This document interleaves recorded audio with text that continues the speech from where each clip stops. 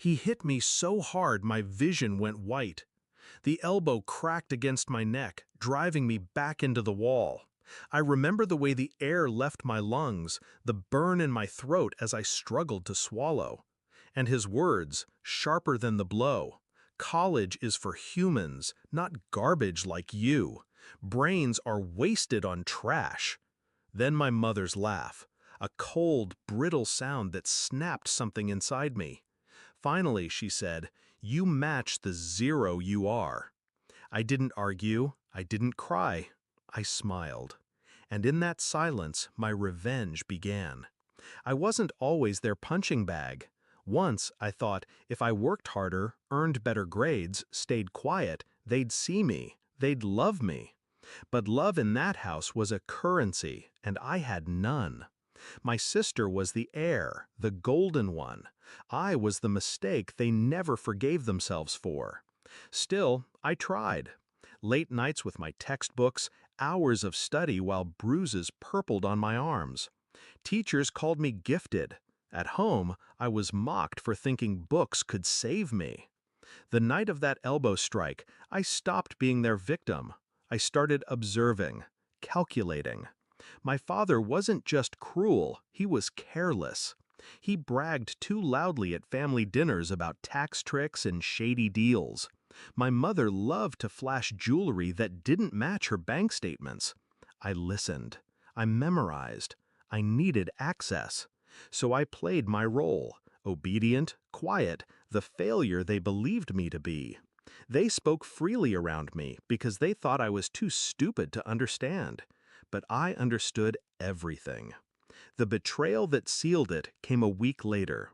I overheard them telling my sister they'd save the college money for her future wedding. Not education, not opportunity, a wedding.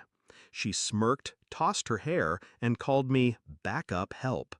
That's when I decided, if they wanted me invisible, I'd become a shadow sharp enough to cut. The plan unfolded in silence. First, information. I stole nothing physical, only copies. Tax records, shell company details, wire transfers to accounts that smelled of fraud. My father's empire wasn't built on brilliance, it was built on rot. Second, leverage. I gathered evidence methodically. USB drives hidden inside hollowed-out textbooks, screenshots of my mother's texts to her friend about selling fake jewelry to her own clients. Third, patience. I let them believe they'd broken me. I kept my head bowed, my words clipped, my movements small. The more invisible I became, the more reckless they grew. The moment came on my 18th birthday. They forgot, of course. But I didn't need a cake. I had something sweeter. My father stormed into my room that morning, furious about a client threatening to pull out. "Fix it!" he barked. "Call them! Do something useful for once!" I looked him in the eye, calm, steady. "Why don't you let Emily handle it? She's the heir, right?"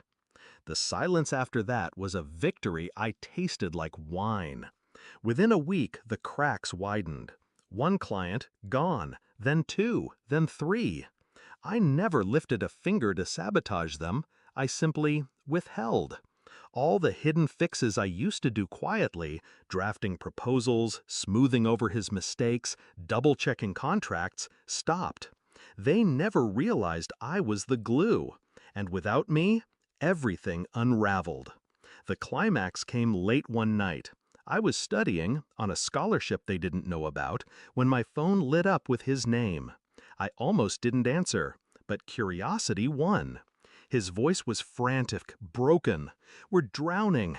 Emily, she can't manage. The clients won't return. You have to come back, please." I let the silence stretch, savoring his desperation. Then I spoke softly. "Garbage can't save you, Dad. Remember?